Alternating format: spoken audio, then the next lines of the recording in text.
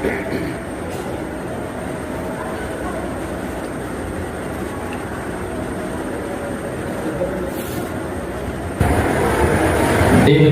మహిమ కలుగును గాక. ప్రియ దేవుని సంగమా, దేవుడు కృపలో భద్రపరిచి మరొక దినాన్ని మనకు దయచేసి ఆయన సన్నిధిలో నిలబెట్టిన దేవాది దేవునికి ముందుగా కృతజ్ఞతాస్తుతులు చెల్లిద్దాం. దేవునికి మహిమ కలుగును గాక. గతించిన కాలంలో సర్వోన్నతుడైన దేవుడు పాత నిబంధనలో రాయించిన కొన్ని విషయాలను మనం ధ్యానించాం. ఆ ధ్యానించిన విషయాలలో అది చారిత్రాత్మకమైన సంచలనాత్మకమైన ఒక విషయాన్ని మనం ధ్యానించాం. బైబిల్ ద్వారా మనం విన్నదాన్ని చూస్తే ఫలించినట్టుగా మనకు అనిపించింది కదండి. చాలండి, ఫలించినట్టుగా మనకు కనిపించింది. కానీ ఈరోజు ఈ విషయాన్ని మనం ధ్యానించాలి అంటే దేవుడు విషయాలను అనేక చోట్ల పొందుపరిచాడు. ఏదో ఒక వాక్యాన్ని పట్టుకుని మనం ఇదే అనుకోవడానికి లేదు. అందుకనే ఏషియా గారు వాక్యము కొంత ఇచ్చట కొంచెము అచ్చట రాయబడిందని చెప్పారు. అలాగే ఈరోజు మన ధ్యానాంశం ఏంటంటే మనం అనుకున్న ధ్యానాంశం ఏంటి?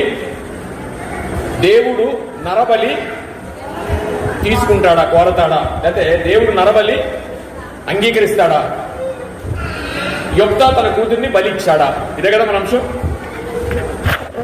అంశం. సో ఈరోజు ఈ విషయాన్ని తెలుసుకోవడానికి అనేక దినాలు పట్టొచ్చు, కానీ ప్రతి అంశాన్ని మనం నేర్చుకోవడానికి బైబిల్ క్షుణ్ణంగా మనం పరిశీలించాలి. మనం ఏదో ఒక విషయాన్ని ఆ రోజు చెప్పేసుకుని వెళ్ళిపోవట్లేదు. ఇది ఒక బైబిల్ క్లాస్గా మనం తీసుకుంటున్నాం కాబట్టి చాలా విషయాలు ఇవాళ తెలుసుకోవాల్సిన అవసరం ఉంది.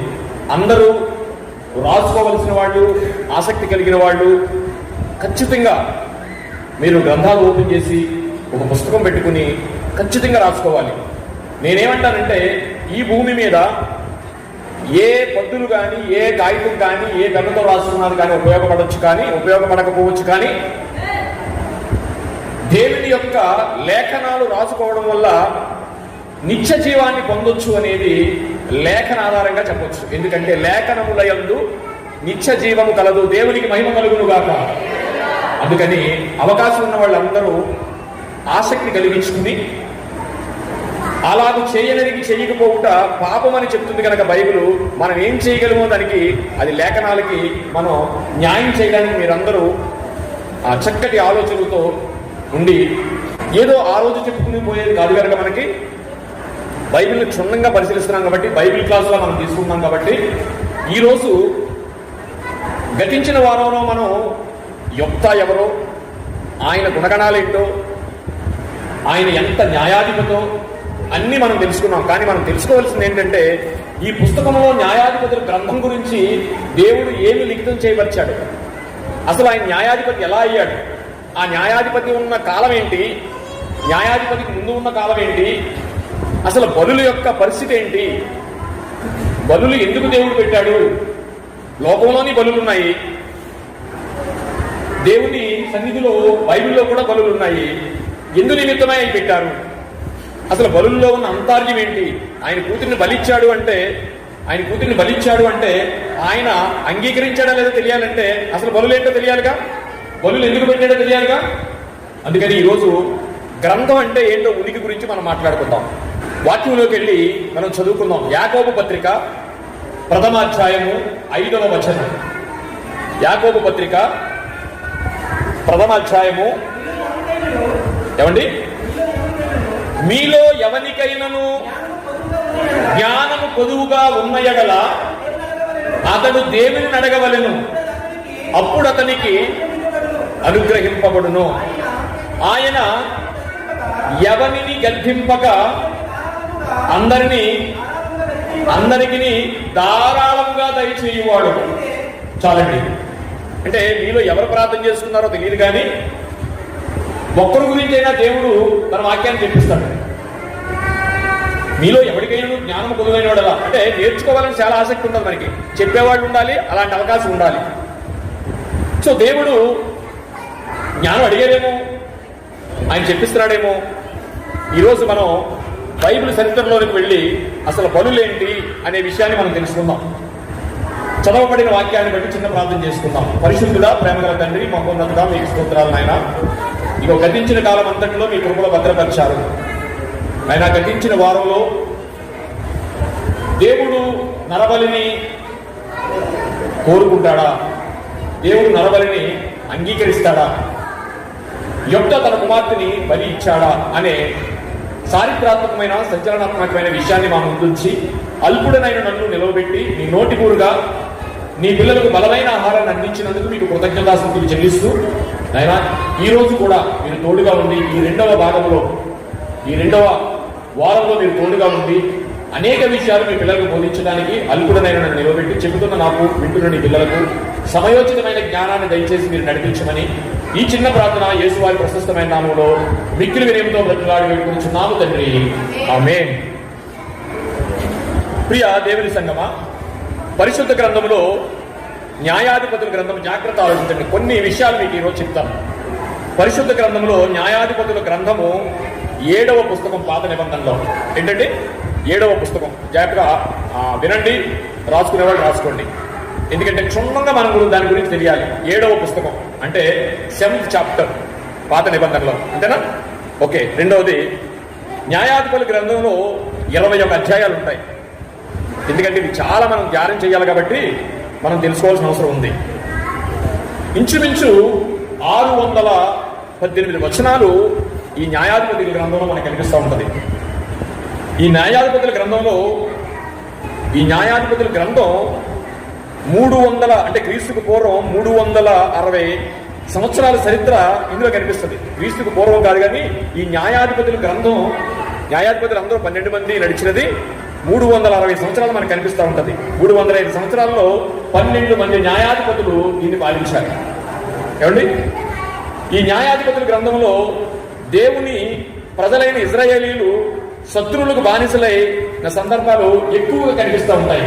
మొట్టమొదటి మనం చదువుకున్న దాంట్లో చూడండి, ఇజ్రాయేలీల మీదకి దండెత్తి వచ్చారు. సో దాని గురించే ఈ యొప్తా గారిని పిలిచారు. ఈ న్యాయాధిపతుల గ్రంథం 360 సంవత్సరాలు కాల వ్యవధి ఇందులో కనిపిస్తుంది. కానీ ఎక్కువ ఈ ఇజ్రాయేలీలను అన్యులైన రాజులు వీళ్ళని ఆక్రమించడం జరుగుతుంది. సుమారు క్రీస్తుకు పూర్వం 300 సంవత్సరాల నుండి 360 సంవత్సరాలు చరిత్ర ఈ న్యాయాధిపతుల గ్రంథంలో కనిపిస్తుంది. ప్రియులారా, మోషే గారి మరణం తర్వాత యెహోషువ దేవుని ప్రజలను నడిపించాడు కదా. మోషే గారి తర్వాత ఎవరు? యెహోషువ గారు నడిపించారు. యెహోషువ మరణం తర్వాత న్యాయాధిపతుల కాలం మొదలైంది. ఓకే, అర్థమవుతుంది కదా? జాగ్రత్తగా ఆలోచించండి. న్యాయాధిపతులు గ్రంథం వచ్చేటప్పటికి యెహోషువ గారి తర్వాత వచ్చింది. ఈ గ్రంథం 21 అధ్యాయాలు, 618 వచనాలు. అంశాలు ఏంటి అంటే చాలా దుర్మార్గత కనిపిస్తూ ఉంటుంది ప్రియులారా. అంటే ధర్మశాస్త్రం, ముఖ్యంగా వీరు ధర్మశాస్త్రాన్ని నెరిగిన వారు. ఇది జాగ్రత్తగా ఆలోచించాలి. యొప్తా తన కూతురిని బలివ్వడానికి మొక్కుకున్నాడు అంటే మొక్కుకునే ఆయనకి ధర్మశాస్త్రం తెలుసా లేదనేది ముఖ్యంగా మనకు తెలియాలి. నేను ఇవన్నీ ఎందుకు చెప్తున్నానంటే, యొప్తా గారు న్యాయాధిపతిగా వచ్చేటప్పటికి ఆయన మొక్కుకునే టైంకి ధర్మశాస్త్రం ఉందా లేదా తెలియాలని చెప్తాను అనమాట. ధర్మశాస్త్రం ఉంది. ధర్మశాస్త్రం క్షుణ్ణంగా తెలిసినవాడు. ధర్మశాస్త్రం అండి ఎవరెవరికి ఇస్తారంటే పాలిస్తున్న రాజుకి ఒక ప్రతిని పంపిస్తారు. అలాగే కొత్త నిబంధనలో పిలాతుకు కూడా ఒక ధర్మశాస్త్రం ఉంటుంది. ఎందుకంటే పిలాతు పాత నిబంధన వాడే కదా. యేసు ప్రభు వారు ఆరోహణ అయిన తర్వాత కొత్త నిబంధన వచ్చింది. పిలాతుకు ముందు, యేసు ప్రభు వారికి ముందు పిలాతు దగ్గర కూడా ఒక ధర్మశాస్త్రం ఉంటుంది. ఎందుకని? పాలించేది ధర్మశాస్త్రం తెలిసిన యూదులను కనుక ఆ పాలించే ధర్మశాస్త్రం దగ్గర ఉండాలి కదా. సో న్యాయాధిపతి అయిన యొప్తా గారి దగ్గర కూడా ధర్మశాస్త్రం ఉంటుంది. అది కాలం అంటే ముఖ్యంగా వీరు ధర్మశాస్త్రం ఎరిగిన వారు అనేది చెప్పడానికి మీకు చెప్తున్నారు. మీరు ధర్మశాస్త్రానికి కొత్తవారు ఏం కాదు. ధర్మశాస్త్ర విధులన్నీ తెలిసిన వారు 12 మంది న్యాయాధిపతులు, అందులో యొప్తా గారు. ఏమండి, ధర్మశాస్త్రము ఇవ్వబడిన కాలంలోనే వీరందరూ ఉన్నట్టుగా స్పష్టంగా మనకు తెలుస్తుంది. మీకు ఏమేమి తెలుసు అంటే, దహన బలుల గురించి తెలుసు, ప్రతిష్ఠ అనే ఆ సందర్భం గురించి తెలుసు, ప్రతిష్ఠితము అనేది తెలుసు, నాజీరు అనేది తెలుసు. నాజీరు ఎవరు చేశారు? సంసోనికి నాజీరు చేశాడు. ఆయన కూడా ఒక న్యాయాధిపతి. అంటే వీళ్ళకి విధులన్నీ తెలుసు. ప్రతిష్ఠత తెలుసు, బలుల గురించి తెలుసు, నాజీరు గురించి తెలుసు. ఆ ధర్మశాస్త్రాన్ని దాని పూర్వీకుల యుగము అంటారనమాట. ధర్మశాస్త్రానికి ముందున్న యుగం ఏంటి? పూర్వీకుల యుగము. ఈ ధర్మశాస్త్రం వచ్చిన తర్వాత ఆదాము దగ్గర నుండి మోసే వరకు కూడా పూర్వీకుల కాలము, జాగ్రత్తగా రాసుకోండి. ఆదాము గారి దగ్గర నుంచి ఎక్కడి వరకు? మోసే గారి వరకు పూర్వీకుల కాలము. అక్కడి నుంచి ఆ కాలంలో అనగా ధర్మశాస్త్రం రాకముందు చాలా మంది భక్తులు కృతజ్ఞత పూర్వకంగా దహన బలులు అర్పించేవారు అనే దాఖలాలు ఉన్నాయి. ధర్మశాస్త్రం రాకముందు ఏం చేసేవారు? దహన బలులు అర్పించేవారు. అంటే ఎక్కడ అర్పించేవారంటే బలిపీఠము కట్టి దానిపై అర్పించేవారు. మనకి ఎవరు కనిపిస్తారు? అబ్రాహాం గారు కనిపిస్తారు. ఏమండి? సో కానీ ఎవరి ఇష్టం వచ్చినట్టు వారు చేయడానికి వీలు లేదు. ఎప్పుడు? ధర్మశాస్త్రం వచ్చిన తర్వాత. నువ్వు మొక్కుకోవాలనుకున్నా, దహన బలి ఇవ్వాలనుకున్నా, ధర్మశాస్త్రం వచ్చిన తర్వాత పూర్వకాలంలాగా ఎవరు వచ్చినట్టు వాళ్ళు ఇవ్వడానికి లేదు. ఆ కాలంలో ఎందుకు నేను ఈ విషయాన్ని చెప్తున్నానంటే, ఆ కాలంలో దేవుణ్ణి ఎరిగిన వారే, ధర్మశాస్త్రాన్ని ఎరిగిన వారే, పూర్వీకులు ధర్మశాస్త్రం రాకముందు కూడా బలులు ఎవరు ఇచ్చేవారంటే భక్తులే కాదండి, అన్యులు కూడా ఇచ్చేవారు. దేవునికి మహిమ కలుగును గాక. వాళ్ళు ఇష్టం వచ్చినట్టు ఇచ్చేవారు. ఎలా ఇచ్చేసారంటే చిన్న పిల్లలను అగ్నిలో వేసి బలిదహన బలిగా ఇచ్చిన దాఖలాలు బైబిల్ చరిత్రలో అనేక ఉన్నాయని నేను చెప్పినాను.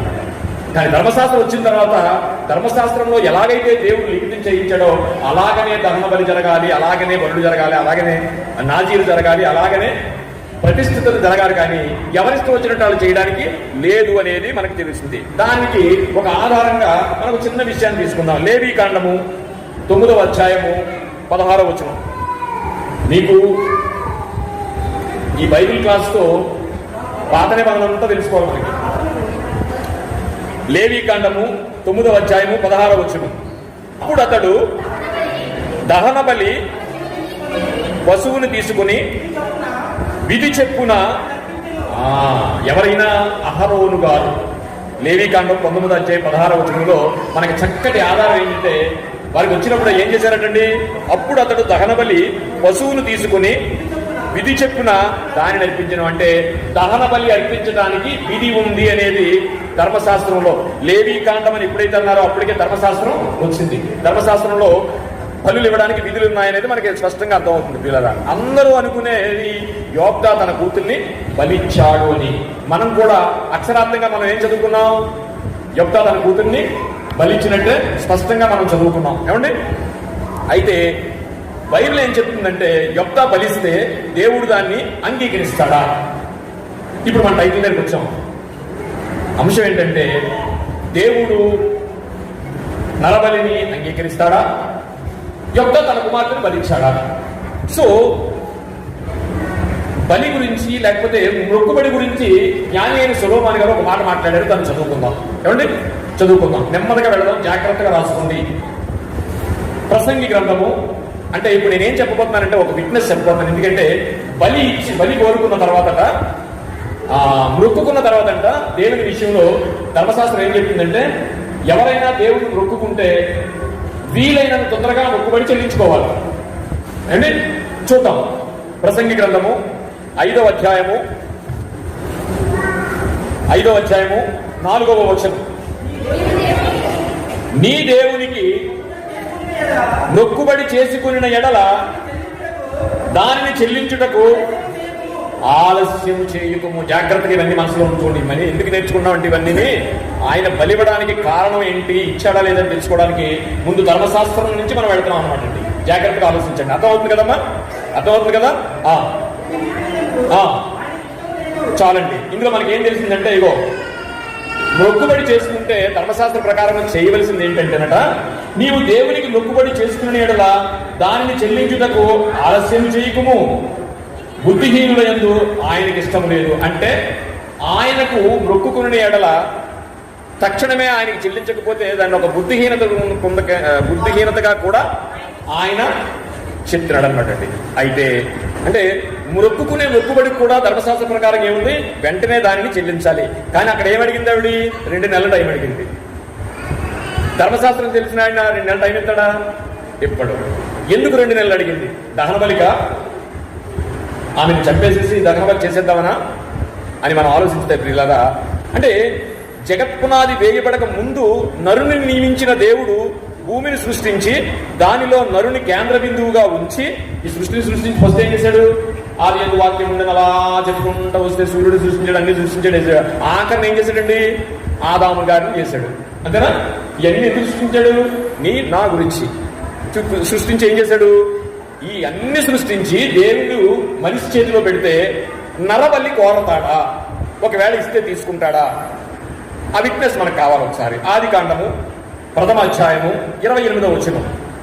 దేవుడు వారిని ఆశీర్వదించెను, ఎట్లనగా మీరు ఫలించి అభివృద్ధి పొంది విస్తరించి భూమిని నిండించి లోపరుచుకుని. భూమిని నిందించి నేను అడిగినప్పుడల్లా మీరు మొక్కుకొని నాకు మీ పిల్లల్ని, మీ భార్యల్ని అందరు నాకు బలివ్వండి అన్నాడా? లేదు. ఫలించి అభివృద్ధి చెంది విస్తరించమన్నాడు. అంటే విస్తరించడం ఏంటండి? వల్లించుకుంటా పోయాడు నీకులా మొక్కుని.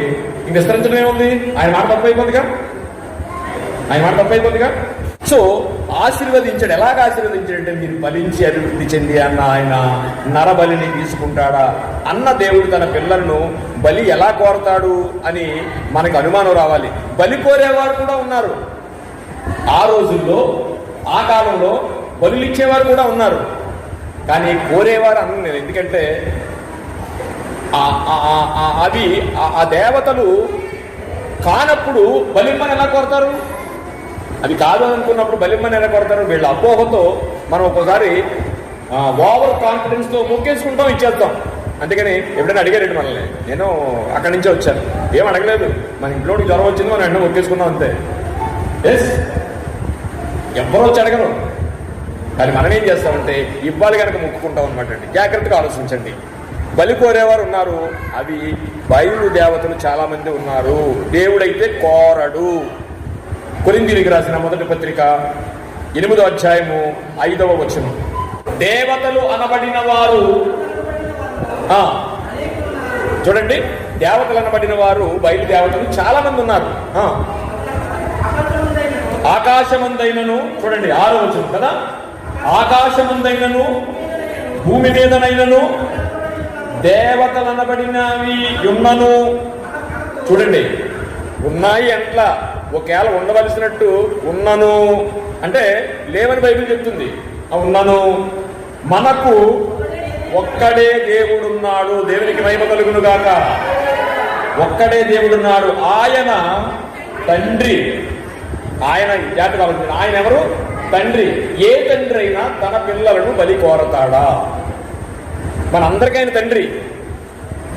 నీకు తండ్రి, నీకు పుట్టినోడుకు తండ్రే. ఎందుకంటే ఆయనే కన్నాడు కనుక. ఆయన తండ్రి అయినా ఆయన నుండి సమస్తము కలిగను. ఆయన నిమిత్తము మనమున్నాము. ఆయన నిమిత్తమే మనం ఉన్నాము. మనల్ని ఎలా బలి తీసుకుంటాడు? నేను చాలా దూరం నుంచి వస్తున్నాను. ఇప్పుడు మన ప్రయాణం సాగుతూ ఉంది, కొంత టైం పడుతుంది. ఇలాంటి లేఖనాలు మనం చక్కగా తర్వాత రాసుకుని మళ్ళీ ధ్యానిస్తే పాత నిబంధనలు మా చేతిలోకి వచ్చేస్తుంది. దేవునికి మహిమ కలుగును గాక. మరియు మనకు ప్రభువు ఒక్కడే, ఆయన యేసుక్రీస్తు. ఆయన ద్వారా సమస్తమును కలిగాను. ఈ సమస్తము యేసు ప్రభు వారిని కలిగించిన ఆయన ఎవరు? తండ్రి అయిన దేవుడు. దేవునికి మహిమ కలుగును గాక. మనము ఆయన ద్వారా కలిగిన వారము. దేవునికి మహిమ కలుగును గాక. ఇప్పుడు ఎప్పటి వారు మనం? ఎందుకు సృష్టించుకున్నాడు మనల్ని? బలి తీసుకోవడానిక? కాదు కదా. మనం ఎప్పటి వారము, ఎప్పటి నుంచి మనం నిర్ణయించుకున్నాడు అనేది ఎప్పుడు చదువుకునే వాక్యమే. ఎఫెసీయులకు రాసిన పత్రిక 4వ అధ్యాయము 6వ వచనం నుంచి చదవండి చాలు. అందరికీ తండ్రి అయిన దేవుడు ప్రభువు ఒక్కడే,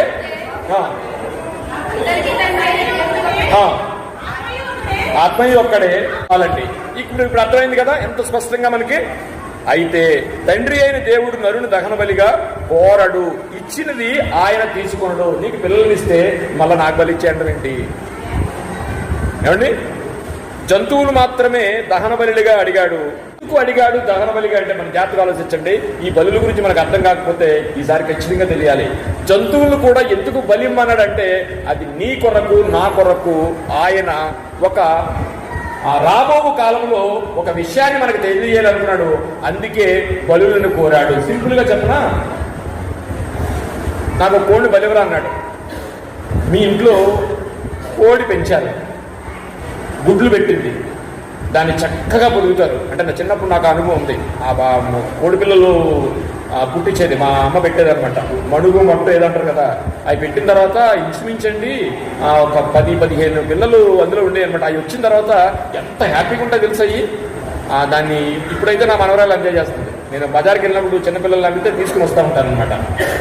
అంటే బలులు ఎందుకు పెట్టాడు అనేది చిన్న విషయాన్ని మేము ముందు ఉంచాలనుకున్నాను. మేము పెంచుకున్నాము, మట్టు పెట్టింది, పిల్లలు పుట్టాయి. ఈ పిల్లల్ని ఏం చేస్తున్నాడంటే, నువ్వు పాపం చేస్తే వాటిని బలిచ్చేయమంటున్నాడు. అప్పుడు నీ ఇంట పుట్టిన మేక కానీ, నీ ఇంట పుట్టిన గొర్రె కానీ, నీ ఇంట పుట్టిన కోడి పిల్లలను కానీ నువ్వు పెంచి పెంచి పెంచి నీ పాపానికి దాన్ని బలివ్వగలగా? అందుకు పెట్టాడు. అందుకే ఆయన అందులో మాట ఉంటాడు, పేక పిసికి, ఇంకా వేరేగా ఉంటుంది అనుకోండి, మనకు అర్థమై బాగా, పేక పిసికి దాన్ని విలవిలలాడించు, రక్తము సిందించు అన్నాడు. అప్పుడన్నా నీకు బుద్ధి వస్తుందేమో అని.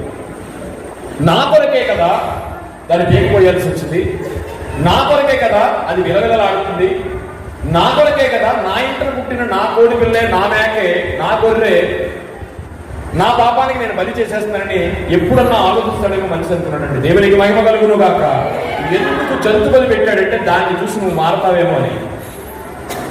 అద్భుతమైన విషయం ప్రియులారా. కానీ మానవుడు పుట్టిన పిల్లలన్నింటినీ బలిచ్చేశాడు, కానీ పాపం చేయడం మాత్రం మానలేదు. ఇవాళ పాపం చేసి ఒక మేకపిల్లను పోయిరా, ఒక కోడి పిల్లను పోయిరా అంటే కోసాడు. కోసిన తర్వాత అది ఎంత విలవిలలాడేటట్టు చేయాలో చెప్పాడు. విలవిలలాడుతుంది, కానీ ఇది నా కొరకే కదా చనిపోతుందనే జ్ఞానం మనిషికి లేదు. అందుకు ఆయన జంతువుల యొక్క బలి కోరాడు. అర్థమైందనుకుంటున్నాను. దేవునికి మహిమ కలుగును గాక. మత్తయి సువార్త 12:12 గొర్రెల కంటే మనుషుడెంతో శ్రేష్ఠుడు అన్నాడు. రాసుకోండి. గొర్రెల కంటే మనిషి ఎంతో శ్రేష్ఠుడు అన్న ఆయన ఎంతో శ్రేష్ఠుడు కాబట్టి విశ్రాంతి దినమున చాలమ్మా, చాలు. ఆ పాయింట్ ఒకటే కావాలి మనకి. మనిషి కంటే గొర్రె కంటే మనిషి ఎంతంట శ్రేష్ఠుడట. అంత శ్రేష్టమైన దాన్ని ఆయన అడుగుతాడా? మోషే గారి ద్వారా ఇశ్రాయేలీయులకు వచ్చిన 10 ఆజ్ఞలలో ఒక ప్రధానమైన ఆజ్ఞ, ముఖ్యమైన ఆజ్ఞ నరహత్య. ఇది టర్నింగ్ పాయింట్, జాగ్రత్త పెట్టుకోండి. ఇశ్రాయేలీ ధర్మశాస్త్రాన్ని దేవుడు ఇచ్చిన ప్రధానమైన ఆజ్ఞ ఏంటంటే నరహత్య చేయకూడదు. ఇప్పుడు యొప్త బలిస్తే యొప్త ఎందుకు ఇచ్చాడని పక్కన పెట్టండి, అది నరహత్య కాదా? అర్థంగా? నరహత్య కాదా? ఒకవేళ నరహత్య చేసి ఆయన కూతుర్ని ఇచ్చేస్తానని విశ్వాసం జాబితాలో చేరిపోదామని ఇచ్చేస్తే నరహత్య ఒప్పుకుంటాడా? చాలా జాగ్రత్తగా ఆలోచించండి. వలన ఆయనకు ఎలాంటి సంతృప్తి లేదనే విషయాన్ని మనకు అర్థమయ్యింది. అందుకే చాలా ఇంపార్టెంట్ ఏంటంటే ఇప్పుడు మనకు క్వశ్చన్ రావాలి. ఎందుకంటే అబ్రహాం గారు ఉన్నారు కదా, ఇప్పుడు బయట వాళ్ళకి రావాలి, మనకు కూడా ఇప్పుడు ఒక ఆలోచన రావాలి. ఎందుకంటే మరి అబ్రహాం గారు కొడుకు ఎందుకు అడిగాడండి? ఈ ప్రశ్న వేసుకోవాలి కదా. అబ్రహాం గారు కొడుకు ఎందుకు అడిగాడండి అంటే, అబ్రహామును అడిగాడు కానీ తీసుకున్నాడా? మరి ఎందుకు అడిగాడు? ఆయనకి అలవాటు ఉందా? ఎన్నో అంశాలు అందులో క్రోడీకరించి ఉన్నాయి. ఎందుకంటే కొడుకుని చాలా ప్రేమించేస్తున్నాడని కాదండి అంటారు, అదొక కారణం. ఇప్పుడు చిన్న విషయం చెప్తాను. పిల్లవాడండి ఐస్ క్రీమ్ తింటాడు కదా, తాతలు వెళ్ళి ఏం చేస్తారంటే, నాకు పెట్టరా నీ ఐస్ క్రీమ్ అవసరమా? తింటాడా? తింటే పళ్ళు నొప్పులు వచ్చేస్తాయి. కానీ ఆ చిన్న పిల్లాన్ని మనవాడిని ఏం చేస్తాడు, నాకు ఐస్ క్రీమ్ పెట్టరా అంటాడు. పెట్టడో అని పెడితే సంతోషం. ఇంకోటి చెప్పనా, ఆ చిన్న పిల్లడు ఉంటాడు, మూతికి మొత్తం రాసేసుకుంటాడు అన్నం అంతా, చేతి అంతా గజిబిజి అయిపోద్ది, అంతా చెత్త చేసేసుకుంటాడు. అది తింటారని కొంతమంది, అందులో నేను ఒకటి అదేమో చెత్తకి చేసేసింది అన్నం అంతానే. నాకు కొంచెం ముద్దు పెట్టమే అంటారు అనమాట మా మనవరాళ్ళే. అది నిజంగా అదేదో మెత్తిగా మట్టి మావేసి ఏం పని చేసి నోట్లు పెడితే ఎంత హ్యాపీగా ఉంటుందో కదా. అలాగే దేవుడు కూడా తన కుమారుడైన అబ్రహాం గారిని ఒక చిన్న పరీక్ష పెట్టాలనుకున్నాడు. అది కేవలము కుమారుణ్ణి ఎక్కువ ప్రేమిస్తున్నాడని అందులో రాయలేదు, కానీ మనం అనుకుంటున్నాం అది కూడా కారణం కావచ్చు. ఇస్సాకు మృతులలో నుండి లేపబడునని విశ్వసించి, ఎందుకంటే అండి అబ్రహాం గారి ద్వారా ఈ ప్రపంచానికి ఒక చక్కటి ఆ సాక్ష్యాన్ని ఇవ్వాలనుకున్నాడు దేవుడు. రాబో కాలంలో అబ్రహాముని విశ్వాసంకు తండ్రిగా మార్చాలనుకున్నాడు. అందుకని రాబో మన తరాలందరికీ ఒక విశ్వాసం చూపించాలనుకున్నాడు దేవుడు. అబ్రహాము గారిని ఎంచుకున్నాడు. అబ్రహాం గారిని ఎంచుకుని ఇస్సాకు బలి ఇవ్వడం జరిగింది. కొన్ని అందులో ఉన్న మర్మయుక్తమైన మాటను మనం తెలుసుకోవాలనుకుంటే ఆది కాండము, అబ్రహాం గారి విశ్వాసం గురించి కూడా మనం ఒకసారి మాట్లాడుకుని వెళ్దాం. ఆది కాండము 22వ అధ్యాయము 5వ వచనం.